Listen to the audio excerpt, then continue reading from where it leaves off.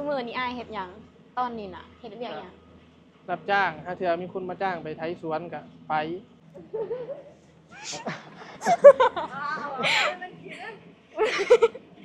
บ่นอนตื่นสายบ่อายทำกินบ่มีเงินน้อยบ่คอยวาสนานะครับผมสุขสบายดี สวัสดีน้องแพรสวัสดีน้องฝน สวัสดีไปทาง FC ทั่วโลกนะครับผมทั่วจักรวาลเลยเด้อพี่น้องเด้อ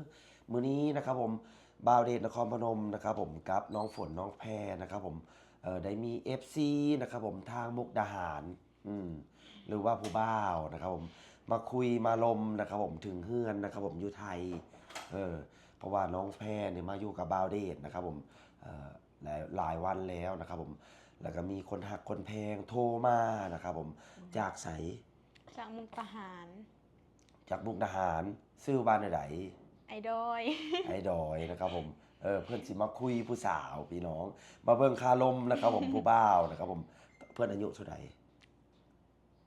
21 ปีสาวขึ้นนะครับผมเอาสิไปพบเพื่อนว่ารอสำใดพี่น้องเอาอย่าลืมฝากกดติดตามกดไลค์กดแชร์เป็นกำลังใจให้สองสาวหน่อยเด้อเอาไปพอผู้บ่าวเลยครับไปพี่น้องไปเบิ่งผู้บ่าวไปเบิ่งผู้บ่าวดอกคนใหม่หน้าตาเป็นแล้วไหน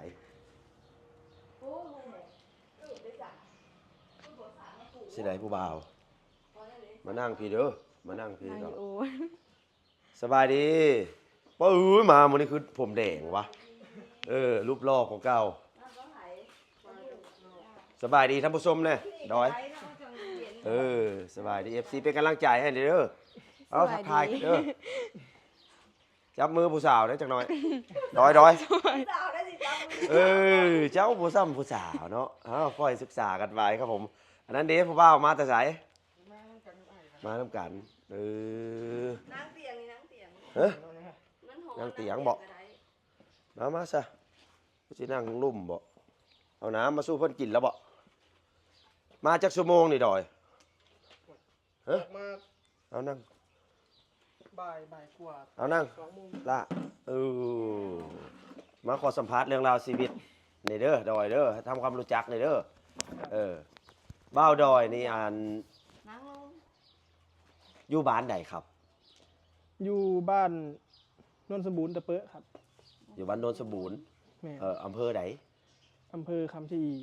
ชะอีจังหวัดมุกดาหารครับผมพี่น้องมื้อนี้มาอย่างนี่นะมาชวนเพิ่นไปเล่นเนี่ยครับเพิ่นไปเล่นมาจีบผู้สาวเถาะผู้บ่าวมุกดาหารพี่น้องเพิ่นมาลมมาจีบผู้สาวไอเดชขออนุญาตถามนี่แล้วไปเห็นน้องแพรอยู่ไสยังมาพี่พ่อเพิ่นเห็นคลิปนะครับโอ้เห็นคลิปน้ำอ้ายเนาะเพิ่นติดตามไว้เพิ่นเห็นมาหลายเดือนแล้วแม่ก็พอดีมาเห็นน้องแพรนี้ก็เลยถึกตาผู้ใหญ่ผู้รักผู้ใหญ่อันเทื่อก่อนมาเทื่อนึงแล้วไอ้บ่ได้ถ่ายเนาะเทื่อนั้นเฮามาทำความรู้จักกันมาหมดเฮือนเลยพ่อแม่เพิ่นจบได้พ่อแม่เจ้านะแม่นเราก็จบนะครับผมมาซื้อเนื้อซื้อหยังมาย่างเนาะน้องแพรเนาะเทื่อก่อนเนาะเพิ่นมาเทื่อนึงเลยได้พี่น้องเอ้ยนี่นะอันนี้คือมาเปิดโตให้ท่านผู้ชมถามว่าเห็นน้องแพรว่ามีคนในใจ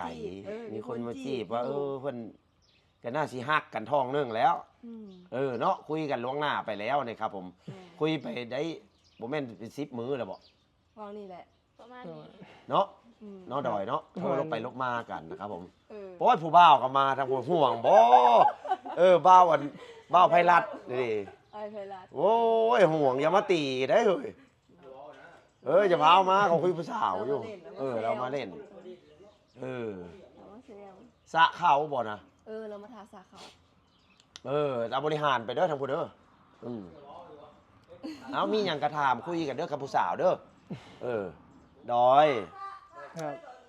ไอ้อยากถามประวัติเรื่องราวเจ้าน้องให้ท่านผู้ชมหุ่นจักเพราะว่าน้องกระดังมาYouTube คนสิมาคุยมาอย่างเขาก็อยากรู้เนาะเข้าใจไอ้เนาะเราอยากเปิดเผยมากบ้าวดอยเนี่ยอายุเท่าไหร่อายุ21ครับปีนี้21เกณฑ์ทหารแล้วบ่เกณฑ์นะครับแต่ว่าเขาพรพันปีหน้าแต่ต้องติดบ่นี่บ่ยังบ่ติดเขาไปเกณฑ์ปีหน้าเลื่อนขอพรผันคือพรผันครับมันถาใบรับรองเพศเลยติดธุระ ครับ เออโอ้ผู้บ่าวรูปหล่อเด้อ หน้าตาดีอยู่ได้พี่น้องเอ้ยบ่าวมุกดาหาร 21 22เนาะประมาณนั้น พอดีเข้ากัน น้องแพรอายุเท่าไหร่ 18 18 ปี มันบ่ไม่มันบ่ฮอดนี่ล่ะยับเข้าไม่จะหน่อยได้บ่ มาสองคนพี่น้องคนหนึงเป็นกำลังใจเด้อเออ เป็นกำลังใจให้เพิ่นเด้ทางนี้ก็ดี อันนี้ชื่อหยังนี่นะ สอนครับ ชื่อสอนบ่าวสอนเนาะอายุซ้ำกันบ่ครับ บ่ครับผมเป็นน้องเพิ่น โอ้เป็นน้องผู้สาวทางเทิงก็มีอยู่นะผู้หนึงสาวโอนเดี๋ยวสิเฮาสาวโอนลงมานำเด้อมื้อนี้สิพาผู้สาวไปเลี้ยงหมูกระทะบ่ได้ข่าว ครับ โอ้ยเลี้ยงอายนำได้เลย ขี่รถย่ายมาพูดเอาพี่น้องมุกดาหารนะครับผมพูดเอารถงามได้พี่น้องเลยพูดเอารถคันโก้คันหรูนะครับผมคู่แข่งเบ้าใหม่จักไผศิษนะกับโบลูนะครับ พี่น้องแล้วแต่ไม่ยิงเพื่อนเนาะ กินน้ำ มักอยู่บ่คนทรงนี่นะ เอาอย่าเผาเว่ามักเอาเว้าได้ใดก็ได้เอาเพราะพี่น้องก็จะว่าเร็วว่าอย่าง มีใจให้อยู่ มีใจบ่ ก็มีอยู่ อันนี้สาพี่น้องตบมือเสียดังๆให้เพิ่นได้เด้อพี่น้องเด้อน้องเด้น้องดอยเด้ที่ว่ามักอยู่บ่คนหรือว่ามักแต่พ่อแม่ มากอยู่ครับ มักเนาะมักอยู่หรือมัก มาก มักเนาะหัวหมูกัน แต่ก็แล้วแต่น้องเพิ่นน่ะล่ะ อะไร น้องเพิ่นก็ว่ามักอยู่ได้ล่ะเนาะสิได้กันกับบาดนี้แหละบาวเดกกับเซียให้สำเร็จนะครับผมสักครู่นะครับผมบาวเดกกับน้องเงินทิพย์กับสำเร็จเลยได้เดือเท่าเขาสิไปขอไปยังกันอยู่แต่เมืองนากายเพื่อนละหลายคู่แล้วไอ้บาวเดกนี่ก็ถ่ายมาแล้วครับเพื่อนสนใจเพื่อนฮักเพื่อนก็คุยกันเองคือเจ้านี่แหละก็มาคุยกันการมาคุยมาอย่างกับบริเสียเงินจ้างเนาะบริคุยเข้ามาเองก็แค่เติมน้ำมันรถมาคุยกับมาคุยผู้สาวพี่น้องคุยออกซื่อเห็นบริการเทคมีเอานะเนาะ ครับ คือการเทคมีเอาไทยแลนด์มาเลือกผู้บริเลือกอะน้อยใจไป ถ้าเจ้าถึกเลือกเจ้าก็ดีใจคู่แข่งหลายได้นี่นะครับเนาะดีใจเพราะถ้าเขาเลือกเขา ก็ ดีใจอยู่ ถือว่าแบบแน่นอนอยู่ไหนเขาเลือกเฮานะเพราะว่ามันออกซื่อนี่นะเนาะมันบ่คือเฮาแบบไปคุยน้ำกงกลางบ้านได้บ่คือกันนั้นเขายังบ่มีคนรู้จักหลาย อันนี้ถือว่าคนรู้จักหลายก็ถ้าเจ้าแบบคว้าหัวใจเราก็แสดงว่าเจ้าก็เป็นหนึ่งในตองอู เนาะพี่น้องพี่น้องว่าใดๆนะครับผมเสียลาวในเด้อไอ้ดอยฝากให้พี่น้องเสียเนี่ยเห็นเขาเสียแต่ไอ้ไหมเห็นบ่ในคอมเมนต์น่ะย่อมือขึ้นแล้วก็เสียเจ้าเนี่ยอ่ะ ครับฝากเชียร์หน่อยด้วยครับ น้องกับเว้าบ่เก่งเนาะบอกบ่เก่งมา เปิดเผยตัวตนแล้วนี่นะเนาะ ครับ หน้าตาก็โอเคผ่านนะครับผมหน้าตาดีผู้บ่าวสำเร็จสำน้อยนะครับผมพี่น้องให้น้องแพรถามเพิ่นเด้อบัดนี้เด้อเดี๋ยวสิปล่อยไมค์ให้น้องแพรบัดนี้พี่น้องเอาน้องแพรถามเพิ่นเด้ออยู่เฮือนอยู่ซ่านมีพี่น้องจักคนน่ะ อยู่เฮือนจะมีจักคน อยู่เพื่อนอยู่น้ำพ่อกับแม่3 คนกับข่อยแล้วก็มีน้องไปอยู่น้ำหาเถื่อมันก็อยู่เพื่อนมันเฮ็ดเวียกก็มาอยู่น้ำกัน เฮ็ดเวียกหยัง ก็ อยู่เฮือนอยู่ซ่านประกอบอาชีพหยัง กรีดยางเจ้าของมีส่วนยาง คุยกันโลด เฮ็ดมัน หักันโลดล่ะกันโลดมันจะบ่เก่งบ่ต้องมาหันหาย เฮ็ดมันเฮ็ดสวนรับจ้างนี่ คุยบ้าผู้สาวนี่แหละ นี่ ธรรมศาสตร์เด้อ ผู้สาวก็คือ เอาถือไว้ แต่ว่าฐานะกับพ่ออยู่พ่อกินนี่ล่ะว่าถือว่ามี ได้อย่างจักไล่ออกล่ะ ยางนี่มันประมาณ งามผับงามขนาดนั้น เอาไปต้นประมาณ1,000 กว่าต้น โอ้ จักไหล มันปลูกห่างแน่ประมาณวัง20 กว่าไร่นี่แหละ เก็บคุณเจ็บบ่ แม่นประมาณพุ่นล่ะ ให้หน้าตากาก็มีบ่อ่ะน้อง หน้าบ่ได้เฮ็ดครับหน้าขายแล้วบ่มีเวลาเฮ็ด เอาให้แต่ซื้อข้าวกินบ่ แม่น ไว้เงินแล้วก็ซื้อข้าวกิน มัน น้องแพร ยาก น้องแพรก็เฮ็ดหน้ากิน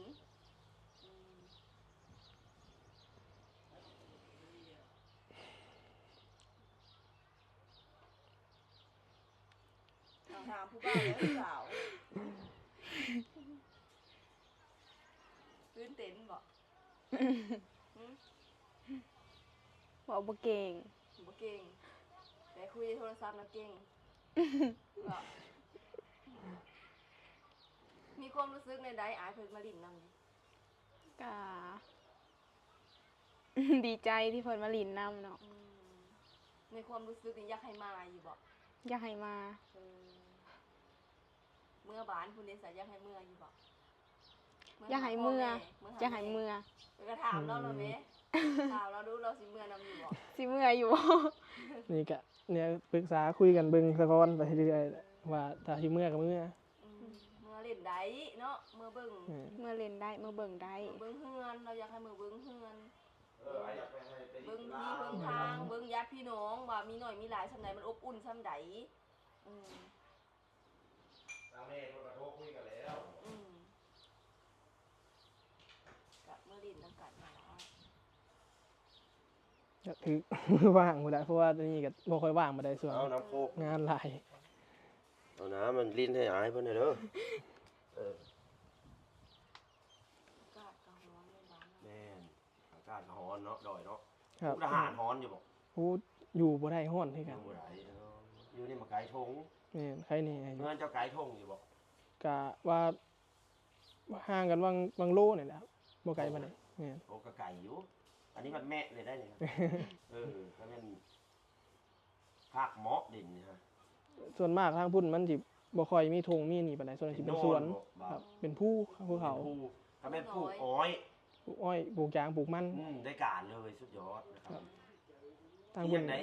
อยากได้เมียสาวลาวนี่เพราะหยังกับสาวไทยคือบอกสาวไทยเอาถามลูก สาว ถาม สาวไท เป็น ย หยังคืออยากได้สาวลาวคือบ่เอาสาวไทย เห็นว่าเพิ่นเป็นขยันนี่แหละเป็นตา บ่แม่นเจ้า ส ไป ร้าง ใส่บ่เฮ้ย บ่เป็นตาอยู่น้ำสร้างน้ำเพราะว่าผู้สาวก็เคยมีอยู่มันก็คือยังว่าแหละหาเทื่อครับ คือแบบยักษายักษา ถามแล้ว หาคนสั่ง เมียมาอยู่ไหน เคยได้ลูกได้เมียมาบ่ บ่เคยมีแต่เคยมีแฟนซื่อ โอ้เคยแต่งงานบ่ ๆบ่ โอ้แค่แฟนดีสัตว์อันนี้ก็อาจจะเคยมีแฟนอยู่บ่เคยอยู่บ่เนาะเอาถามคืน เพื่อสิทธิ ข่าวคือ เออ อุตส่าห์สอนได้ไหน เจ้าเคยมีอยู่บ่จ๊ะ ก็เคยมี เคยมีหยัง เคยมีแบบไหนแบบผู้หากันบ่หรือว่าเป็น ผัวบ่หรือว่า อื ผู้ ม บ่าว บ่แม่นบ่เคยอยู่นำกันแค่แบบโทรซื่อเคยมีผู้บ่าวแบบนั้นแม่น คล้ายๆเพลงอันลำไยแค่คนคุย เนาะ เอาถามผู้บ่าวนะครับผมบ่เคยมีลูกมีเมียมาก่อนก็ดีทั้งสองคือกันนั่นแหละแต่ผู้สาวอาจสิบ่ซ้ำผู้ชายเนาะคือมันเป็นเรื่องกันนะเนาะเพราะว่าเป็นมียิงเพิ่นครับผมเอาน้องดอยมีหยังสิถามเพิ่มเข้าไปผู้สาวอ่ะเจ้าคิดออกเนาะถามเลยถามต่อหน้าซื่อดิ จักอยู่ว่าได้จักกี่ทาง ผู้สาวบ้านนอกอันนี้เจะก็มักเนาะ มักบอกคนบ้าน สาวน อก โบราณไปดินะสาวโบราณ บ่ได้ติดบ่ได้มีหยังดอกบ่มีปัญ โบ หา ราณ เลย ติบอก แม่น เราอยากจุ ให้ ด น้องแพงบอก เนาะ ไม่อยู่น้ำลาว ร้อนเลยไหมเขาเป็นได้ไหนเขาอยากจุดได้ไหนเรา เฮาเป็นบ้านนอกบ้านนาอยากจนกะหมักบ่ ก็มันบ่ได้อันนี้ดอกเรื่องนั้นมันบ่ได้ติดบ่ได้หยังเพราะว่าก็แต่เก่าก็บ่ได้มีคือกันนี่แหละ ต้องหา คืออยู่ หาคือกัน กลัวสิได้ซำนี้ก็ นี่อยู่ บ้านนอกแห้งเด้อ คือเห็นในคลิปไปเห็นในคลิปอยู่บอกไปเบื้องหลังคลิปหลังไม่บอก เบิ่งในคลิปแต่หากพอสิเบิ่งออกอยู่นะครับ ก็คือบ้านเฮาตะกี้เนาะ แน่น คือทางไปให้ไปนาไปเฮือนอาอยู่ทงเฮือนลาวนะไปแต่อีต้นลาวไอ้นะ ทางไปหน้าไอเดทยังงามกว่า เราไปเห็นเลย เคยไปแต่เก่าก็เคยไปเที่ยวเทื่อนึงก็จังว่าโอ้ คือยากเนาะ ดอย ครับเคยไปแต่สมัยเรียนนั่นแหละ สิถามในคอมเมนต์เด้อเขาว่าน้องเพนี่เนาะซักลายนี่เจ้าได้สารับใดอยู่บอกคนซักลายทางอย่างอยู่บอก บ่ได้มีปัญหาหยังดอกมัน มันบ่แม่นกับคนดีคนชั่วในลาย แม่นความเรา ซักเท่ๆชื่อมันโมเมนต์ซักอาจารย์นั้นอาจารย์นี้นะแบบสัตว์เสือแบบน่ะคน บ่ได้ว่าแล้วแต่อันนี้ก็มักคือกันเนาะว่าสิซักแต่หาบ่ทันซัก คนคือกัน วัยรุ่นเนาะ ครับ คนคือกัน แต่บางคนก็มองว่าบ่มัก บางเม้นซื่อๆบางคอมเมนต์ เรากับบริเวณนั้นคล้ายๆกับบ่แม่นสาวร้านอาหารนะบ่แม่นแบบนั้น บางคนเขาก็แนมเบิ่งไปซักลายนั่นนั่นนี่เขาว่า ว่าขี้ดื้อ ว่าบ่ดี ถามเล่าเลยนี่ขี้ดื้ออยู่บ่ จากที่คุยจากที่ได้ลมกันเราเป็น ถ้าเราดื้อถ้าเราเป็นแบบมียิ่งบ่ดีนี่คนคอมเมนต์เขาก็เป็นแสนเป็นล้านคนก็คอมเมนต์มาแล้วอันนี้มันบ่ได้มีมาเลยเนาะถือว่าเราดีต่อสายตาคนแบบเปิดเผยแล้วอันนี้นะคล้ายๆกับสอนะถ้าบ่ดีมาเบื้องหลังคนเห็นขอคอมเมนต์มาใส่ล่ะอันนี้ยังบ่ได้มีเรื่องหยังติเลยนี่แค่เห็นลายในมือก็ยังเว้าแค่นั้นบ่มีหยังอันนี้นะถามน้องแพรคุย เห็นว่าโทรมาว่าสิไปเลี้ยงหมูกระทะสิไปกินอยู่ไส อันนี้บ่ฮู้ หมูอ่ะ สิลงไปกินมุกมันก็ไก่เนาะ ก็หาเบิ่งแถวนี้แหละ อายแล้วสิพามาเลี้ยง นี่อยู่ตรงนี้นี่ไก่นี่ เพราะว่าบ่ได้ค่อยมาทางพี่บ่ฮู้จักกันเลย มุกดาหารก็นครพนมก็บ่ไกลกันเลย แม่ไก่ขออนุญาตแม่มาอยู่วันนี้ว่าอยากมาเอง เล่าแล้วว่าบอกให้ไปหาเขาแท้แล้ว โอ้ บ่แม่นแม่คุมให้มาบ่ น้องแพรนี่ บ่แม่นแม่คุม ให้ ให้ แม่ มา เต้ง บ่ล่ะก็เราก็ถามอยู่ว่าสิไปหาเขามื้อใดนั่นนั่นนี่ก็เลยว่าว่างก็เลยมา แม่บ่ได้มักแค่แม่มักตัวเองก็มักคือกัน มาคือกัน ตามความแม่เว้าเชื่อฟังพ่อแม่ดีแล้วพ่อแม่เห็นในตาเนี่ยถ้าเอาไปแล้วพ่อแม่บ่มักเนี่ยมันอยู่กันยากจะว่าได้ลอย ครับ อั แม่ น น นี้พ่อแม่มักถือว่าสุดยอดแล้วมองเห็นในหูในตาเชื่อบ่เราเฮ็ดเวียกเฮ็ดงานจักโมงเขาจักโมงบอกหนู เคยทำงาน เคยทำงานมา ถามเราดูเราเคยเฮ็ดงานอย่างแน่เคยรับจ้างงานอย่างแน่ จะลองถามมึงลูก แม่น เจ้าเคยเฮ็ดงานหยังแหน่จะอยู่ตอนอยู่พุ่น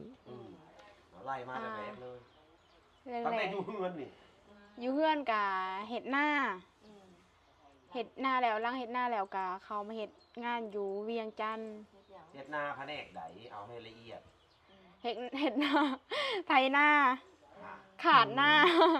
ดำหน้าลกกะเฮ็ดเบิดทุกอย่าง ซ้ำตัวผู้แข็งแรง แล้วบัดนี้ไปเฮ็ดงานเวียงเฮ็ดงานหยัง ทำความสะอาด อนามัย แม่น โรงแรมหรือว่าเฮือน มันเป็นแบบโรงแรมก็ทำแบบทั่วไปหั้นนะ เราแข็งแรงเนื้อหนังเรานี่จะลองจับบ้างด้วยเนี่ยแข็งกับนี่แข็งบ่ฮะโอ้ยว้าวเลย เฮ็ดงานทำความสะอาดเนาะ เอาไล่มาทีละอย่าง เฮ็ดงนอย่างอีก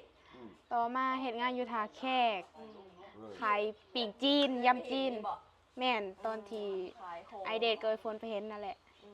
ขายยิงจีนย ยำจีน เข้างานตั้งแต่6 โมงเช้าเลิกงาน12 โมง ำเที่ยงคืน แม่น ภาษา6 โมงเสาร์ฮอต ฮอด12 โมง 6 โมงเสาร์ฮอต6 ถุงเจ้าคิดดี 5-6 ถุง ๆบ้านเฮาเนี่ย8 โมงฮอต4 โมงเข้าใจบ่เอาอันนี้6 โมงเสาร์ผู้สาวโตลำบากซั่นใดฮอต6 ถุงอันนี้ไอ้ไปเห็นไอ้เลยตนไอ้ก็เลยเอามาถ่ายเรื่องราวชีวิตแล้วก็ช่วยเหลือนี่แหละถ้ามีแฟนให้เล่านี่ครอบครัวเราก็สบายขึ้นเราก็อยากได้จุดนี้แหละที่ถ่ายมาน่ะมันบ่แม่นว่าเราแบบเกเรน้ำบ้านหาเลาะหาลิ้นแล้วสิจับมาถ่ายได้อันนี้คนเวียกคนงานได้นี่นะเห็นแล้วเพิ่นนี้คือดุแท้ก็เลยพามาอันนี้นะท่านผู้ชม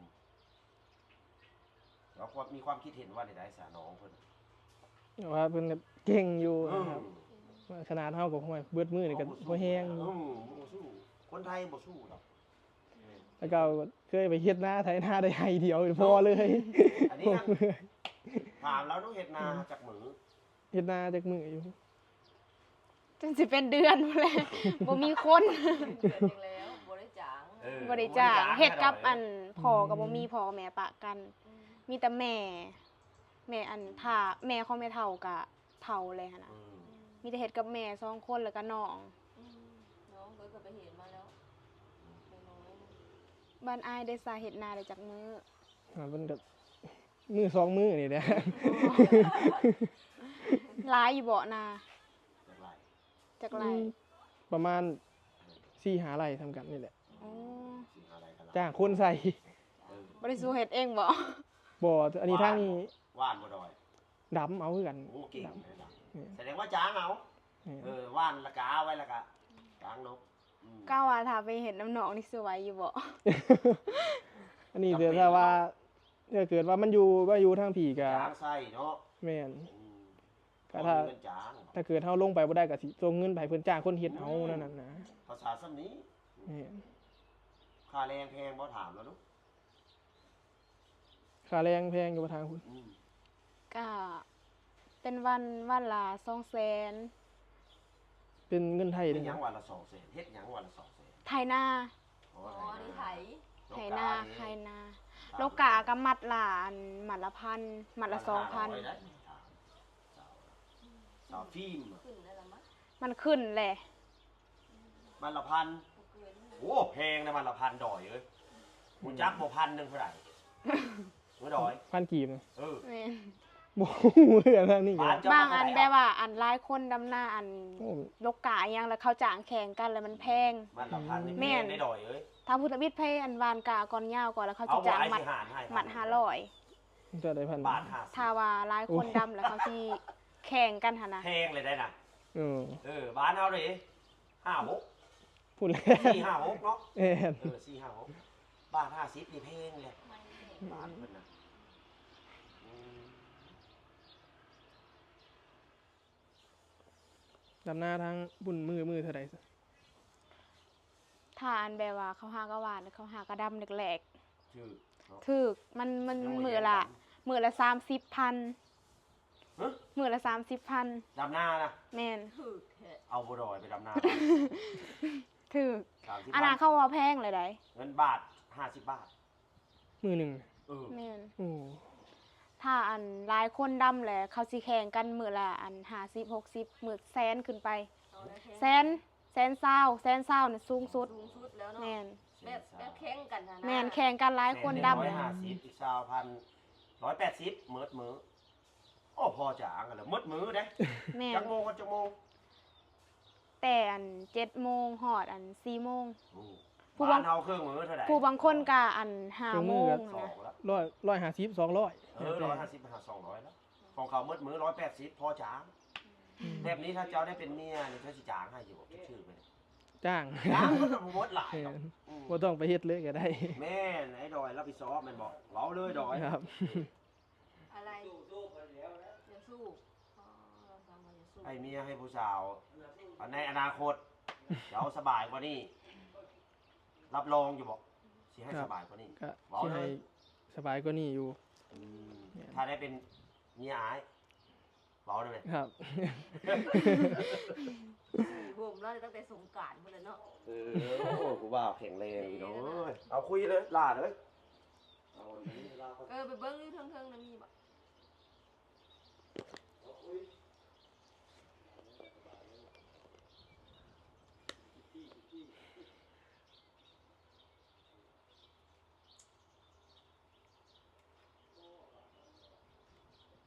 แห้งเลยอะ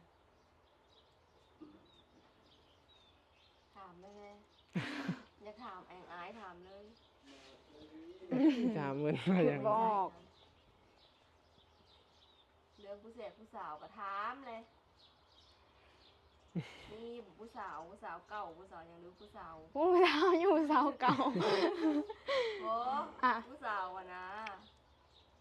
แล้วมีผู้สาวอยู่ บ่แม่นมีผู้สาวแล้วบ่ มีคนคุยอยู่ บอกบ่มี มัน อืม คุยไปบ่เป็น อืม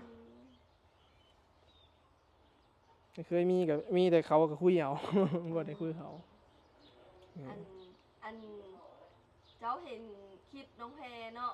พ่อเห็นนั่นบ่ แม่น แล้ววันนี้ละหงจะมาเบิ่งบ่ มันแต่เก่าบ่ได้สนใจหรอกว่าโอ้ยเบิ่งหยังคอนเทนต์ว่ะ โอ้คิดว่าเป็นคอนเทนต์ แม่น พ่อว่าได้ไหน บ่คอนเทนต์แล้วว่ะดีๆแล้วครับ พ่อว่าฮะ แม่น ก็เบิ่งแหน่บ่ได้ค่อยสนใจปานใดก็ เจ้า นี่ บ่ค่ นะ อยเล่น YouTube ปานใดบ่ แม่น มีแต่ เล่นเฟซเล่น TikTok อะไรนั้น อ๋อพ่อเห็นรถฮ้องมารถอันให้ตัวเบิ่งน้องแพรรถเป็นได้ได เพิ่นว่านี่คือทรงมันขยันงามอยู่ได้เพิ่นว่าบ่สนใจบ่ อืม จักน้ำเจ้าแล้วว่า เอา ทีแรกบ่ได้ในนี่ว่ามาเบิ่งเพิ่นอยู่เฮือน เออ แต่ว่ามาเบิ่งก็ก็ว่ามักว่าเพิ่นคืออยู่คือในนั่นอยู่ตัวจริง มา ก็ เห็น ได้ ตัวจริงมาเห็นตัวจริงในเฮือนเบาเดชน่ะในเสือก่อนทำบ่ได้ถ่ายมาเห็นรถ มาแล้วสิ มา เพิ่น เป็น ล่ะ บ่เออ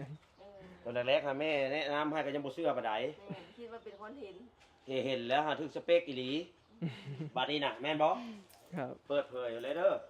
เพราะว่าต่อไปอนาคตห้าได้เป็นดองกัน อืม ก็มีการโทรหาพ่อแม่เพิ่นแหล้วเนาะ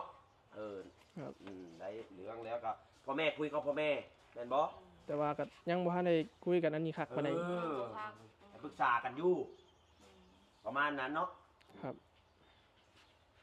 ปรึกษากันนี่แหละก็ถือว่าเป็นเลิกที่ดีแล้วนี่นะอืม ก็ถือว่ามัน อย่างน้อยๆก็ มันเป็นแบบไอ้ เรามีความรักต่อกัน เฮารู้สึกเฮามีใจเฮาถึงมาแม่นบ่เนาะเฮารู้สึก ก็ดี ว่ารู้สึกว่าใดๆแบบ บางคนเนี่ยมาคุยสิยังบ่ได้มักกันก็มีได้นี่ว่าทุกเจ้าเริ่มมักกันแล้ว แม่ แม่นบ่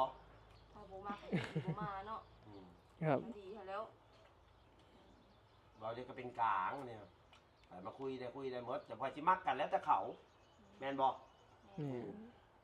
เพราะว่าทางนี้ก็บ่ได้อันนี้ก็แล้วแต่น้องเพิ่นว่ามักแหละเพราะว่าถามว่าทางนี้ก็ว่าก็มักอยู่ ทางนั้นเด้ ก็มักอยู่กัน เอ้าโอ้ยสิมีจะกินงัวอยู่บ่เนาะไหนก็ดีใจน้ำถ้าแบบสำเร็จนะดีใจน้ำดีใจอยู่บ่น้องว่ามักอ่ะ ดีใจอยู่ โอ้ไอ้ใหม่สิบ่ให้เพราะน้อง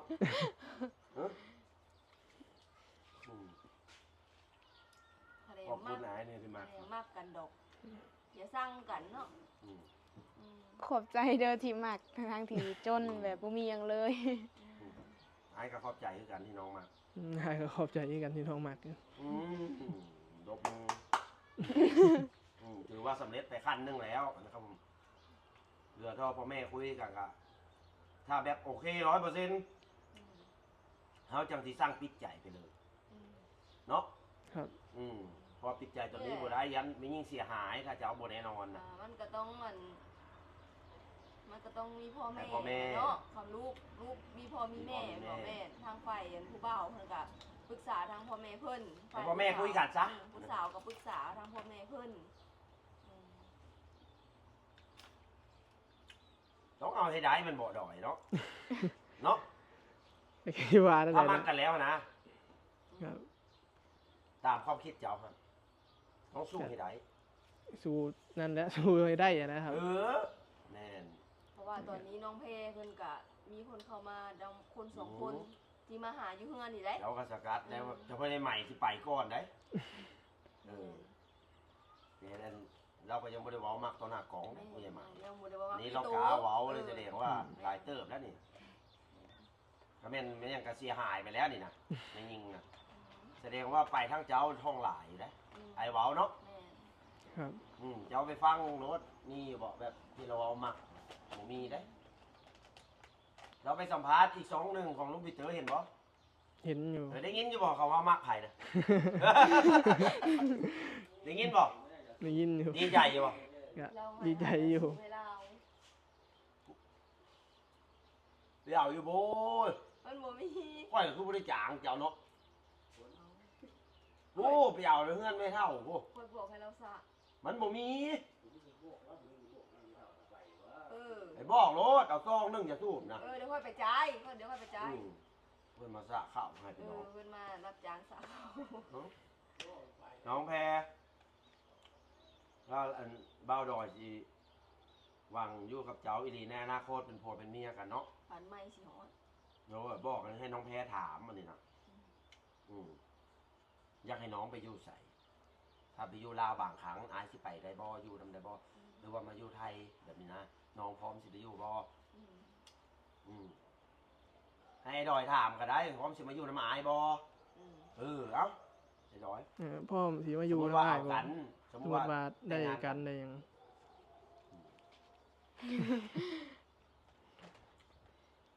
หายเสือมาอยู่ไทยไปละบ่อยู่ละบานเจ้ากันด่านโพดบ่เป็นเว้าเนาะดอย เพราะนั่นน่ะมันก็แม่นอยู่ เอาถามนุ๊ก เที่ยวไปเที่ยวมาก็ได้ น้องแพรสิคือสิบ่ยากดอก มันบ่ยากแต่ก็มันก็ห่วงแม่อยู่ โอ้ยมุกกับมุก มันก็ มุ บ่ ก ไกลกัน ส เนาะ วรรณเกต แม่นบ่ ข้าม ไก ไป ล ก็แม่นรถ ขี่รถจากไอ้สวรรณเขต คือเฮามาเมื่อคืนเนี่ย2 ชั่ว ชั่ว โม โม ง ง 2 ชั่วโมงเข้าไปบ้านเรา อืม ไกลทางก็ซื่อดี ดอยอยากไปอยู่ไทยหรืออยู่ลาวดอย ก็อยากอยู่พี่อยู่แล้วครับเพราะว่ามีแนวหานี่เพราะว่า แม่ แนวหา น้อง เงิ แพ น รเด้บัดนี้น่ะ อยู่ใส่ก็ได้ จะได้บ่ได้ยาก อยู่ไสก็ได้ อืม แม่นบ่ คันอยากเมื่อบ้านก็พาเราเมื่อนี่เด้อรถเรือก็มีเนาะเจ้าบ่ได้ยาก รถวิทย์งวดแล้วบ่ ยังครับ อ๋อ หาก็ออกเป็นปีกายนี่ โอ้หัก ไป คอ บ่ อัน ได้ นี้บ่ จ้ะ แม่น ไปบ่ได้เนาะ กำลัง ไปคันไหนบัดนี้เอา อันนี้ก็หารถเบิ่งกันนึงหน้าบ้าวน้ำแถวนั้นในบ้านนั่นน่ะ อืมรถอายก็มี เป็นรถให้ก็ได้ถ้าว่ามันอันนี้ ถ้าจะไปหาแม่ก่อนเนาะ อืม สิได้ไปอยู่แล้วแหละเนาะ ครับอันนี้กันหมดละ อยากให้น้องมาอยู่น้ แม่นว่ามาหากับแนวหามันอยู่พี่นะ ำ อยู่พุ่นผัดคือสิบ่มีแนวเฮ็ด เดือนหนึงได้เท่าไหร่กี่อย่างเปิดเผย เวลามันออกอลีก็ได้ก็ประมาณ2 หมื่นเครื่องเดือน เครื่องเดือนเท่านึง ครับ20,000 30,000 เท่านึง แม่น เครื่องเดือนจะขายบอก แม่นครับ มันขีด6-7 มีดแล้วแต่ถ้าเร่งก็ประมาณ5 มีด เจ้ากรีดเองบอกกรีดยาง แม่นขีดกับพ่อกับแม่ โอ้มันก็ไม่ได้แต่จะติ๋ม บ่ได้จ้างบ่ บ่ได้จ้าง ถ้าจ้างมันแบ่งครึ่งได้ แม่น กรีดยาง ก็ได้เต็มก็ไปใส่หั่นใส่นี่แน่ก็เหลือก็พอได้ใส่อยู่ 20,000บ่15,000 ครับ ประมาณ หอว่าหดเดือน20,000 15 มื้อ เดือนหนึงมันก็ได้2เทื่อเนาะ แม่น 15,000 20,000เดือนละ40,000เอาตัดออกไปเอาจัก30,000เพื่อใช้คันใช้นี่เหลือบ่ ก็สิเหลือบาง จักมื้อบ างหมื่นกว่า เอาคือเหลือ10,000กว่า ก็มันหลายแนวอยู่ เอารถ แม่น 10,000กว่ารายได้อย่างอื่นดิ ก็บ่รวมรายได้อย่างอื่นอันนี้ก็ได้ มีอย่างแน่ ก็มี โซ่ไปเลยจะเอาโซ่ไปเลยเว้าเลย ก็มีรับจ้างครับไถให้หยัง โอ้ แกยางเขา ถามน้องแม่ มีโหลดบ่ รถไถ มี เฮ้ยโตได้ตำแหน่งแล้วขี่รถไถ ต่อไปสิให้น้องย่างครับอยู่บ่รถไถ ย่างเลย หรือว่าสิให้ขึ้นแบบนี้ ให้ขึ้นเลย เออ สอนให้มันขับรถไถ เออสบายแล้วบัดนี้น้องเพถ้าได้เอาเรือมาเด้อ สอนขับรถย้ายรถไถก็สบายเก๋หันเก๋นี่ ถือว่าพอมีกินพอมีอยากนะก็ถือว่ามีเลย เพราะว่ามันก็ยังค่างวดหลายอย่าง อยากให้ลองถามเบิ่งอายหั่นหักน้องจากเปอร์เซ็นต์ตอนนี้มาจากเปอร์เซ็นต์แล้วเอาถามเนาะ ตอนนี้อายหักน้องจากเปอร์เซ็นต์แล้ว เออฉันว่าสิเอา ก็ประมาณ มา 70 ก่อน ประมาณ 70 70เพราะว่าก็ยัง โอ้ยเสี่ยวน้อยเฮ้ยแล้วถามคืนเนาะ อืม น้องนี่จากเปอร์เซ็นต์ล่ะ เจ้าได้มักจักเปอร์เซ็นต์แล้ว สำคัญ เจ้าคือบ่เว้าโหลยรถวะเอาลองเปลี่ยนเนาะเอาเพิ่มขึ้นอีกจะ90เนาะค่าหยังจาก70 ก็เบิ่งกันไปหนีซะก่อนเพราะว่าก็ยังบ่ได้ฮู้จักนิสัยหยังกันนะก็เบิ่งไปก่อน ถึง70นี่ก็เลิกดีแล้วเนาะมาดิสมัครสำคัญซะนี่ฮะแล้วเจ้าร้อยเราก็สิร้อยอยู่ละมาเนาะท่านผู้ชมก็เสียทั้งผมนำบิดไปบิดมาผู้บ่าวผู้สาวเอาถามน้องฝน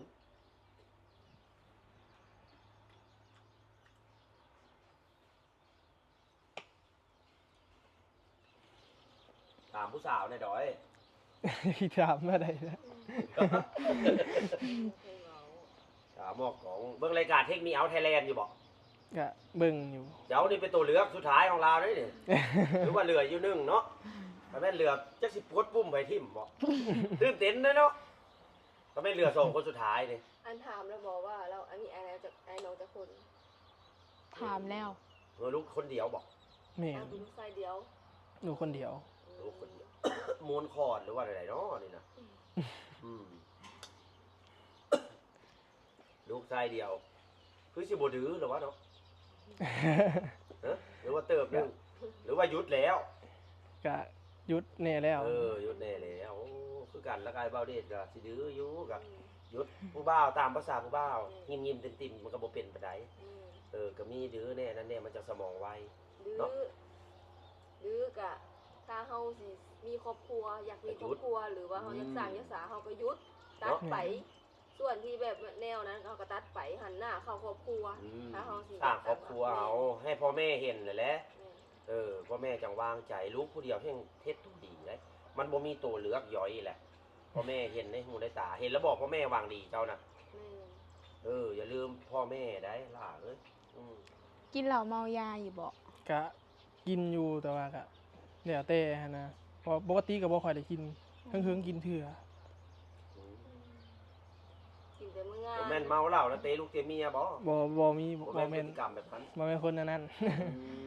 เมา ยานี่สูบอยู่บ่ อย่าถามว่ามีกระสูบบ่มีกับบ่สูบบ่ค่อยได้สูบเลยแหละว่า บ่ นี่ ติ ก็ ด ได้ ไว้ง่าย บ่ สู ติ บ ด บ่ติดสูบแบบบ่ติด หาเทื่อแบบเฮากินเหล้านั่นนี่มันอยากสูบ เข้าใจมันก็อยากดูดเนาะดูดอย่างอื่นดีกว่าไอ้เว้าดูดสาวละ แต่ถ้าว่าอยาก เพลงอย่างว่ากินเหล้ามากินนมมาแล้วนะ กินเหล้ามันขมดูดนมดีกว่า เนาะน้องเพ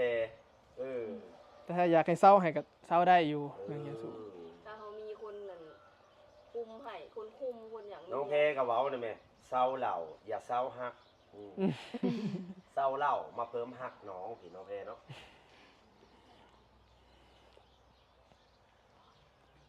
ผู้สาวก็นั่งอยู่ บิดซ้ายบิดขวาบิดซ้ายบิดเขินเจอคนมันมากเลยเขินขนาดเนาะ ก็เจออันคนที่มา2คนมือหลังอ่ะ บ่ได้เป็นแนวนี้เด้ ว่าเจอ เว้าเก่งสิได้ เจอคนนี้จะเป็นแข็ง เป็นแค่เขินๆพี่น้องเอ้ยก็เจอนั้นนั่นเว้า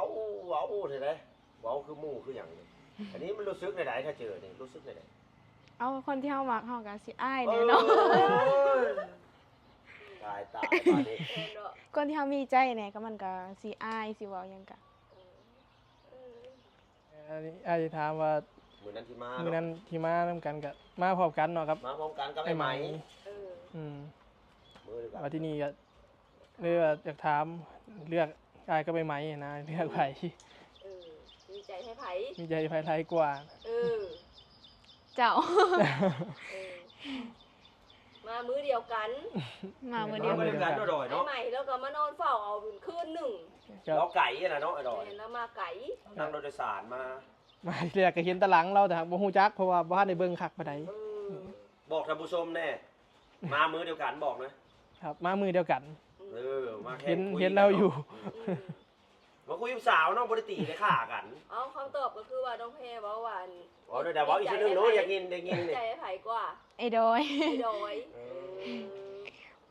บ่มีให้ไอ้ใหม่เลยสักนิดเลยบ่ ไอ้ไม่เราแบบบ่ตื่นว่าหยังไอ้ดอยเราเป็นตื่นเราตื่นเก่งขนาดเราโทรหาทุกมื้อ ไอ้ใหม่ตั้งแต่เราเมื่อเราโทรหาอยู่บ่ เราโทรหาซองเทื่อ นับได้ แต่คนซื้อดอยดี โทรเขาชื่อคนนี้ดิ ทุกมื้อ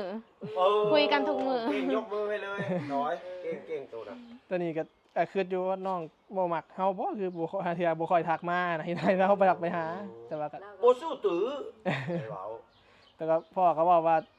ก็ตื้อเขาแหน่อยากได้เขาแล้วก็ว่าแล้วก็บอก ผู้สาวหายหัวจักบ่อยตื้อ7มื้อจะกาดเลยอีหลีนี่ผู้สาวโบงคนใหม่หายนี่สิเพิ่มมึงใหม่แหละเสี่ยว3คนเมียน่ะ อืม ตื้อเอาเด้อต่อยเด้อเอ้าดีใจบ่ดอยดีใจบ่ ดีใจอยู่ ครับถือว่าสุกแฟร์เนาะถือว่าเฮาบ่ได้เอาเปรียบไผมาสุกแบบนั้น เทื่อบางทีอาจหามื้อนั้นก็คิดอยู่ว่าสิมาหรือบ่มาว่าแล้วก็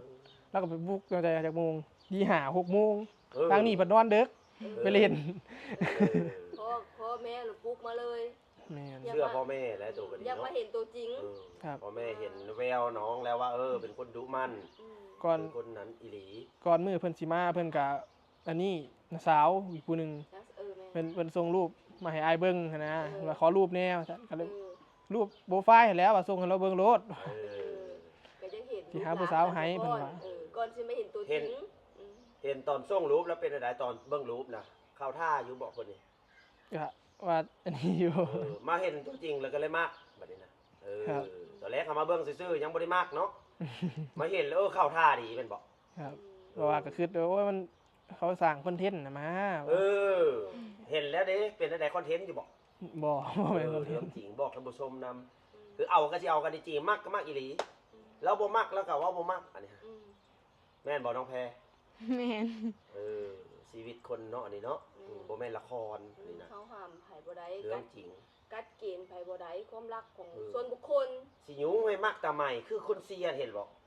สีย เจ้าอ่านจะบอก แม่น เสียอีหลีกะ อืม เราบ่มักเฮ็ดได้ซะ เห็นแต่คนเสีย ได้แต่คนเสียเข้าใจเนาะ กำลังใจให้เบาไหม ไอ้ไม้กะเรามามาลินน้ำนะแล้วเราเมื่อแล้วก็เราโทรมา อืม เราโทรมา เราบ่ตื้อปานใด แม่นเราโทรมาสองเถื่อ สงสัยเราบ่มักตู บ่โทรมาหาอีกได้ อืม หลังจากนั้นก็บ่ตื้อบ่ค่อย แม่น อันนี้ก็ไอ้โทรบอกแล้วผู้สาวมาไทยแล้วบางเทื่อหั่นเราจังสิมาบางเทื่อคือเป็นดื้อแล้วเป็นลำเล่ากันแก้ตู่บ่หรือว่าบ่กระตือรือร้นบ่หรือว่าใด โบกัน ๆบ่ เรา มีความ แต่เราก็ยังสิเจอคนที่มักเราดอก มีถ้าเราสิเอาได้ มีคนถ้าเราตั้งใจกว่านี้ ไม่ถ้าเราสิเอานี่ค่ะมันมีคนเอาเราค่ะ แต่ว่าเราสิเอาเขาบ่คือนั่นแหละ คนที่เอาเราได้ มีได้คนที่เอาเรานะ อืม แต่เราหักเสือไอ้ตีเขาอ้วนตีหยังละ มันก็ บาง มี คนก็ มันก็มีคน เออ ที่เราบ่มักคือกัน แม่นเราก็ยังมีคนมากและเราบ่เอาก็มี เออ ไอ้ก็โทรไปให้ว่ามีคนสนใจ อืม คนไทยนี่แหละเราปัดบ่สนใจเราปัดบ่มากน้องแพร เราปัดมักคนที่แบบอ่า นุ่มกว่าเราหลาย มัน ก็บ่ได้เกี่ยวกับนุ่งแก่น้องแพรเนาะ แม่นบ่เกี่ยวดอก บ่เกี่ยวกัน เรา บ่ มัก เกี่ยวกับ คน อัน มักกันนะ บ่เกี่ยวกับความรวยความจนแม่นบ่หรือเกี่ยวกับหยังครับที่จะมักผู้ชาย บ่เกี่ยวขอ เอา นี้ เจ้าคือมักลาวนี่ถามเอาเนาะ แบบใดอ่ะมาเห็น ดอยเอาเหลือถาม แล้ เนาะ วมา เจ้าก็สิเหลือ เมื่อแรก เนาะอาย อืม คือเห็นอะไรคือมักอายซะ แบบนิสัย แล้วก็เจ้าตื่อเก่งก็แบบใจมันที่แหละก็แบบว่าก็บ่ได้คิดหยังแบบว่าเจ้าตื่อเจ้าโทรตลอดก็คิดแบบคนนี้คือตื่อดีแท้คือสิมักเขาแท้ ตั้งแต่มื้อแหลกตั้งแต่มื้อแหลกว่าเจ้าคือสิมักอายอันนี้เริ่มมีใจได้แต่มื้อแหลกบ่ได้ดอยเลยเพิ่นกระซิบบอกอาย เป็นได้ไหนมาเหมือนครอบครัวรู้สึกเป็นไงบอกมาเลยที่จะบอกให้ไปฟังค่ะ เว้ามื้อนั้นหาเว้า บอกว่าครอบครัวเราเป็นได้ไหน ดี เออ ก่อนเมื่อแล้วก็กอดก่อน ก็เลยรู้สึกแบบไหน แม่รู้สึกแบบว่า อบอุ่น อบอุ่นครอบครัวเราดี แบบนี้เห็นพ่อแม่จบ แม่ น น ำอืมนั่นแหละ อายอยากให้ปิดใจอยู่บ่หรือว่าถ้าพ่อแม่คุยกันก่อน เดี๋ยวถ้าพ่อแม่ทั้งคุยกันให้มัน คุยกันก่อน เข้าใจก่อน อันนี้ถือว่ายังบ่ปิดใจเนาะก็ถือว่า70แล้ว ความคืบหน้านะ อืม แม่นบ่ พยายามคุยกัน พยายามไม่โทรหากันซุมื้อแล้วก็พยายามเซ็กเอากันนั่นแหละว่าคัดข้องคัดค่าตัวใดก็อยากถามอยากกันนั้นหุ่นจักกันมันจังได้หุ่นจัก เล่าแหละ อืม บางเทื่อแบบเพิ่นเห็นเพิ่นเมื่อยแม่นเพิ่นเมื่อยเพิ่นหยังกะเด้อครับเด้อกะพักผ่อนซาเพิ่นพักผ่อน แล้วก็อยู่นำเรามาอยู่นี่ก็บ่ได้คลาดสายตาสมมุติได้ อยู่นำส บ่ วน ได้ ต ไป ลอ ลิ้ ด นใส่ได้ ไปใส่ก็ไปนํเอาไปนํคนนี้นะแม่น บ่ได้ไปหาเลาะ ไป เล่น ลาวก็ ได้ ไปลาวก็เอาไปนํอืม นี่ละไม้นี่แหละ อืม นอนบนโทรทัศน์อย่างเดียวกันอยู่ในเรือนบ่ได้คือไม่ยิงผู้อื่นเด้ อืม ล้างถ้วยล้างจานนึ่งข้าวให้หายกินนี่ก็ดี อืมมีหยังก็กินน้ำกันนี่แหละเรามาอยู่ หาย นั่นน่ะ หายนี่แหละได้กินอยู่นำเราทอดไข่ทอดหยังเราแต่งอยู่แต่งกินเป็นอยู่ได้ อืม ถามเราหนูเฮ็ดให้กินเป็นไหมถ้าไปอยู่นำกันสิเลี้ยงกันสิกินน้ำกันได้บ่นะ อืม ถามเบิ่งหนู อันนี้บ่ถาม เจ้าเขาแล้วถาม เฮ็ดน่ากินให้กินได้อยู่หุ่นเฮ็ดหยังเป็นแน่ อืม แ เป็นเบิด เมื่อใจ แต่ว่าถ้าสินงัวกะแบบถ้าสิกินแบบใดกะ สิถึกปาก สิถึกปากหรือบ่หั่นนะ มักหยังซะ มักรสแบบใด บ่แล้วแต่ผู้เฮ็ดให้กินได้เบิด กินได้เบิด บ่กินเผ็ดได้ บ่กินเผ็ดได้ เพิ่นบ่กินเผ็ด เข้ากับเอื้อยก็บ่กินเผ็ดคือกัน บ่กินเผ็ดก็สิหยังเนาะดอยเนาะปรุงจืดไว้กับผู้หนึงก็กัดมาพริกใส่ อันนี้ก็บ่ค่อยกินเผ็ดคือกัน โอ้ เรื่องกับข้าวเนี่ยเราก็เฮ็ดเป็นส่วนหนึ่งน้องเพค่ะถ้าในโบเป็นเราก็เรียนรู้เอาหั่นแหละแต่ส่วนมากเราเฮ็ดเป็น เป็นแต่บ่ฮู้ว่าสิถึกปากเขาหรือบ่นี่เนาะ แต่งอยู่แต่งกินนี่บ่ต้องบอกเมียนพระพงพระเข้าล้างถ้วยเราเฮ็ดเองถึงเวลาเฮ็ดเองบ่ได้ยากแบบคนมันอายุน้อยแต่ว่าคนนิสัยมันบ่น้อยหั่นนะเบิ่งมาสาวลาวนะคนได้บางคนนะเป็นบางคน แต่ว่าคนที่เอื้อยท้ายโทษมาให้เบิ่งนี่ส่วนมากนี่ว่าเขาเป็นหมด เป็น เขามั่น มันดุให้เว้าคนกระลิงกระลา บ่ ด แม่น มาให้ บางคนก็งามซื่อๆแต่เฮ็ดหยังบ่เป็นก็มี เป็นแต่เสริมสวยนะ แต่ ก็มักคนแบบใดซะ ก็อยากให้คนเฮ็ดเป็นเฮ็ดกินเฮ็ดอยากนี่แหล้วเฮ็ดน้ำเพื่อนน้ำซ่านเป็นใน กับคนงามอย่างเดียวแบบงามอย่างเดียวแล้วมีแต่ อันนั้นก็ บ่อยากไว้ปานใด อยากไหวเนาะ แม่มันก็มีบ่ว่าแต่อันนั้นเฮา เออ คนไกลเสียงเฮาก็มีแม่น อยู่นำไปละพอปู่แม่ย่าใดคนประเภทนี่ หาเทื่อเฮามักอันนี้หาเทื่อเฮาไปเฮ็ดเวียกเฮ็ดงานกลับมาค่ำมาดึกบัดยังมาถามแนวกินก็บ่มีได้หาเทื่อเมื่ หา อย ยกันได้แบบนั้น หายบ้านอยากหายกันอยู่ร่วมกันบ่ได้ มี แม่นเราจะเห็นมากก็สิประมาณนี้ ผิดกันจะได้ก็ได้ปะกันได้นั่นน่ะ ว่าจักหน่อยอยากกินก็หากินเองแหล้ว เออมีเลยเนาะ เฮาไปเฮ็ดงานมาเบิดมื้อครับ เมื่อยได้ เฮาบ่ได้นั่งเล่นเนาะเพราะว่านั่งเล่นแล้วเว้าแบบมีหยังก็หากินนี่ก็คืออยู่อันนี้เฮาไปเฮ็ดเวียก กำลังใจได้ คนที่เป็นเมียมันก็ต้องหนึ่งก็คือว่าปฏิบัติผัวเนาะ ปฏิบัติ ปฏิบัติ ผัวเมื่อยผัวอย่างมากก็นวดให้ แม่มันถึง ขับ ที่ ร แห ถ ละ ขับเรือเจ็บปวดหลังมากอ่ะเมียก็นวดแหละเนาะแม่นบอก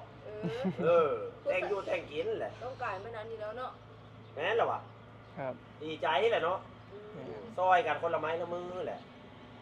มันจังเจริญไวแม่นบ่ผัวเมื่อยมากอะโอ้ยเอาน้ำเย็นให้กินรูปหลังกันหอมแก้มบ้านหนึ่งกระเซาเจ้าเบ้าดิเออเอาไม่แพ้เราเมื่อยแล้วดิ ถามแม่ถามน้องดอยเนาะอันที่เจ้าโบมักมียิงนี่นิสัยมียิงนี่เจ้าโบมักหยัง ก็บ่มักแต่งอยู่แต่งกินนั่นแหละเนาะแต่งกินบ่ เพราะเรื่องอื่นนี่ที่เจ้าโบมักนี่โบมักแบบใด เอาสับเทสับซ้ำ ยิง เนาะ ค่ะ เอา ก็บ่มักแบบมักแบบจังได๋เว้าหรือว่าบ่ถูก โบมักที่เจ้าโบมักมียิงที่ติด บ่มักหาเทื่อแบบเฮาเอาตามมานี่วัยรุ่นก็เฮาไปเฮ็ดเวียกอันนี้เคยมีก็กลับมาเฮ็ดเวียกเมื่อยๆผัดเห็นเพิ่นโพดเสาโพดนั้นโพดนี้นี่งั้นหาเทื่อผัดเอ้าเฮาไปเฮ็ดเวียกมา ที่เห็นมา นี่เฮาไปเฮ็ดเวียกมาเมื่อยๆล่ะควรดีใจบ่นี่ หาลางเทื่อผัดกลับมาผัดเอามาผัดบ่มาเบิ่งเฮา น้อยใจเด้ นี่เอาเมื่อย เองเมื่อยไปเต็กใจเศร้าไปเต็ก นี่ หมดบ่อยากไปทำงานบ่แล้วมือต่อไปเนาะ เรื่องกินเหล้ากินหยังนี่ก็คือ ถ้าว่าอยากกินอีหลีให้กินน้ำเฮา กินน้ำกัน ไปให้ไปน้ำกัน แม่นกินผัวกินเมียก็ต้องกินน้ำแม่บอ บ่ ก กินก็คอยเบิ่ง แปลว่าอันนี้ โอ้ เกี่ยวเข้า มาเกี่ยวข้าวเอาคุยกันไปโลด เนาะผัวบ่กินกะเมียก็บ่กินเนาะ บ่มักก็ บ่แม่นว่าผัวกินอยู่นี่เมียไปกินอยู่ผู้หั่นนะ ถ้าให้ใจไปแล้วอย่าเฮ็ดให้เสียใจเด้อ ก็นั่นล่ะครับเราปากว่าจะเฮ็ดให้ดีที่สุด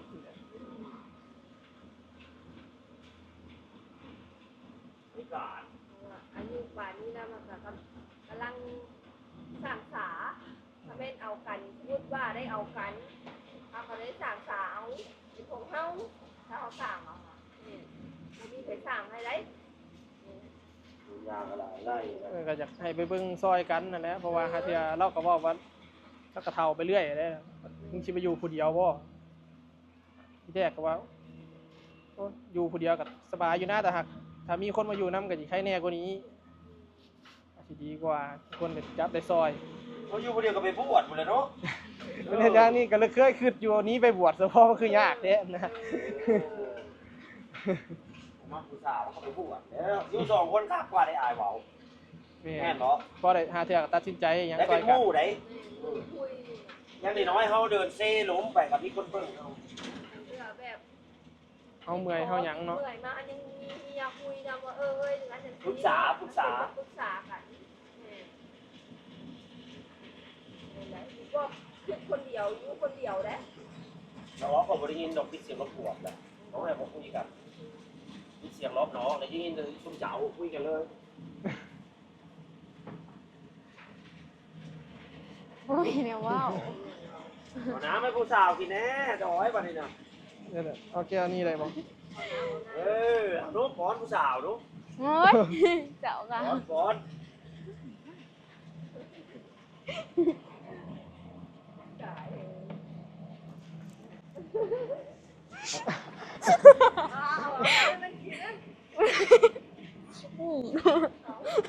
กินเองก็ได้กินเองก็ได้ เกิดแล้วเกิดแล้วให้นะให้นะ เคยมีอะไรนี้บอกเคยมีเขา แล้วดอยเอ้ยดินะ รู้สึกใจก็มี แล้วต้องขอบคุณนายได้เดี๋ยวดอย อันบ่เคยมีคนเห็นไทยแบบนี้ น้อยคนนั้น เอาเขียน กินเองก็ได้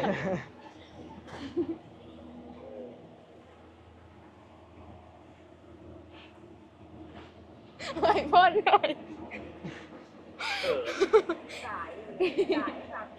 กินว่าไปนี่ ปิดนะ เกินแล้วเลยที่มันยุน้ำไหลไหล เอาอยู่สองคนมันก็บ่ขนาด เกิดไม่ได้ละลุกลุกนะ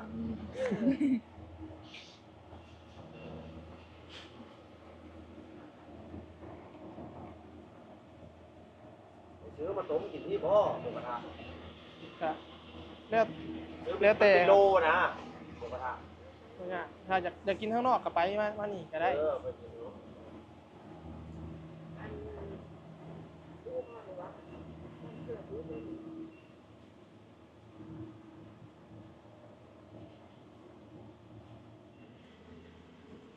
ซุมื้อนี้อายเฮ็ดหยังตอนนี้น่ะเฮ็ดเวียกหยัง รับจ้างถ้าเทื่อมีคนมาจ้างไปไถสวนก็ไป อ๋อ คนมาจ้างให้นั่นให้นี่ก็ไปนะ จักไหล มือหนึ่ง มันแล้วแต่มือหลายมือหน่อยบางมือก็หน่อยก็ประมาณ4-5ไร่ประมาณนี้มือหลายอะลีก็10 20หาเทื่อ ชาว50ก็มี มันโอ้มือหนึงเฮ็ดบ่แล้ว50 โอ้มือหนึ่งไงว่ามันชาว30ฮอตบอก บ่ เคยถ่ายหน้าสูงสุดจากไร หน้านี่ช่วยไถประมาณ6ไร่ครับประมาณนี้6ไร่ สู ไป ง นะ สุดเลย บ่ค่อยได้ลงหน้าเพราะว่ารถบ่อยากลงหน้ามันได้ยามมันเสียด้านพวกซินพวกหยังมันอันนี้นะมันซึกไว ไม่ใช่ พวกอะไรมันสิซึกไวหาเถื่อเพราะว่าลงไปในน้ำเคยเห็นน้ำรถน้ำบ้านมันน้ำมันเข่านะหาเถื่อ ถ้าน้ำมีน้ำมันจะลง เนี่ย เอามาย้ำหน้านี่ย้ำแบบ มัน น้ำไถหน้าดับน้ำปั่นนาดับมาปั่นนาน่ะ บันโอโตบันนี่บ่มีบ่ทันได้ซื้อ ส่วนมากเจ้าไถเกี่ยวกับจะให้บอก ไถให้อย่างเดี โอ้ ยว ไถเบิกส่วนอยู่บอก บ่ได้เบิกย่านนาย โอ้ยัดแพงรถ เนี่ยแพงรถน้ำแน่โอ้สวัสดิ์ไปเบิกสวนนี่เห็นอ้ายแล้วไปนั่นเนาะตะเก่าพุ่นดอกว่าถึง ไล่เท่าไหร่ ไล่แล้วแต่ผานมันสิมีแบบถ้าเกิดเป็นผาน6ก็สิประมาณ300 350แล้วแต่ใกล้ไก่ครับถ้าเป็นผาน3ก็400 โอ้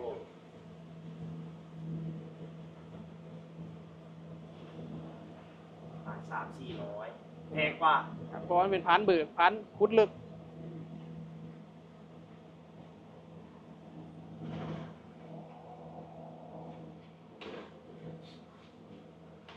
ต้องแค่ถามเลยเด้อ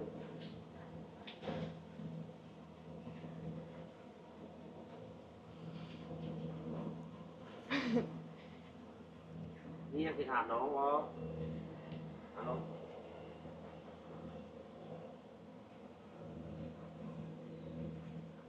ถามได้ไปได้หนึ่ง บ่มี อยู่เบื้องโน้น สิพาไปกินหมูกระทะไผบ่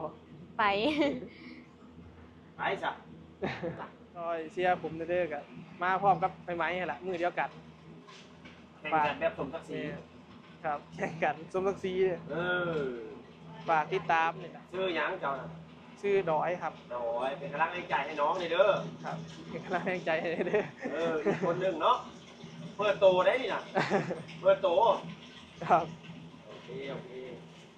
ไปกินหมูกระทะบาดนี้นะ นี่แหละครับผมเรื่องราวของชีวิตนะครับผมความรักนะครับผมที่บาวเดทถ่ายทอดมาคือรายการเทคเมียวไทยแลนด์นะครับผมก็คล้ายๆกันแต่บาวเดทถ่ายทอดชีวิตสาวลาวเพราะว่าบาวเดทถนัดที่ไปลาวนะครับผมไปเบื้องบ้านเมืองเพิ่นแต่ละคนนะครับผมนางเอกในชีวิตจริงนะครับผมก็บ่ฮู้ว่าบ่าวไทยคนใดสิมามักมาคุยมาจีบก็แล้วแต่มาใดทุกคนนะครับผมอย่างถ่ายน้องแพรก็มีบ่าวไหมบ่าวแสงบ่าวอันนั้นอันนี้โทรมาหลายนะครับผมคู่แข่งเพิ่นก็สิได้ใจมาแน่น้อยหนึงก็ 70% แล้วก็คือไอดอยเพิ่นนะครับพี่น้องก็ฝากเป็นกำลังแรงใจเพิ่นนะครับผมมาคุยจริงชีวิตจริงบ่แม่นคอนเทนต์นะครับบ่ได้จ้างคุยอันนี้นะบ่ได้เสียเงินคุยพี่น้องบ่มีค่าหยังนะครับผมนอกจากไปคุยทางลาวพุ่นก็มีแต่ค่ารถนะครับผมบ่ได้มีหยังเด้อพี่น้องเด้อบ่มีการขายเนื้อขายโตขายหยังทั้งสิ้นนะครับผมพี่น้องเนาะไอดอยเนาะมาคุยจริงๆคุยผู้สาวจริงๆคุยออกซื่อนี่นะเพราะว่าบาวเดทนี่งานของบาวเดทอันนี้นะอาชีพถ่ายทอดชีวิตจริงเรื่องคุยกันเรื่องความรักนี่ครับผมห้ามกันบ่ได้ห้ามให้คนนี้มักผู้นั้นผู้นี้ได้แค่เสียแม่นบ่ดอยอย่างเจ้านี่ก็มาแข่งกันอีหลีแข่งไอใหม่มามือเดียวกันนะครับผมมือนั้นเพิ่นบ่ได้เปิดโตเพิ่นว่าคุยกันไปสักพักก็พร้อมๆกับไอใหม่แต่ไอใหม่มาก็เปิดโตเพราะว่าเราเข้ากองดุนั่นน่ะเราบ่เขินแต่เอานี่ก็เขินคุยกันไปสักพักแล้วก็หายเขินคือทำความรู้จักกันนะครับผมเพิ่นก็ออกกองมาเปิดเผยตัวตนนะครับผมก็ดีได้บางเรื่องเฮาเคยมีเมียแล้วนี่เจ้ามาตัวเอาว่าบ่มีเมียแม่นบ่ได้ออกชื่อนะก็ยันตัวแต่ถ้าออกชื่อไปแล้วเจ้าว่าบ่มีเมียนี่เขาสิโจมตีเจ้าเนาะอันนี้ก็ถือว่าดีได้เราเปิดเผยนี่ถือว่าดีออกชื่อนะครับผมเป็นกำลังแรงใจให้น้องเพื่อติดตามตอนต่อไปเด้อพี่น้องเด้อเดี๋ยวเพิ่นสิพาไปกินหมูกระทะต่อมื้อนี้ก็จบคลิปเพียงแค่นี้คลิปแรกของไอ้ดอยเด้อพี่น้องเด้อสุขสบายดี สบายดี บ๊ายบาย ฮัลโหลสวัสดีครับ ผมชื่อ